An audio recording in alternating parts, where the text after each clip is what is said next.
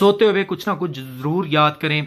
ऐसे टाइम भी उलमा ने बताए हैं, ऐसे टाइम भी हमारे बुजुर्गान दीन ने बताए हैं कि जिस टाइम में अगर आप बैठ के लेसन तैयार कर रहे हो तो वो टाइम आपके लिए बरकत वाला है। एक हदीस का मफहूम है, करीम आका सल्लल्लाहु अलैहि वसल्लम का इरशाद है कि मैंने अल्लाह से दुआ की, अल्लाह मेरी उम्मत को सुबह के औकात में बरकत दे दे।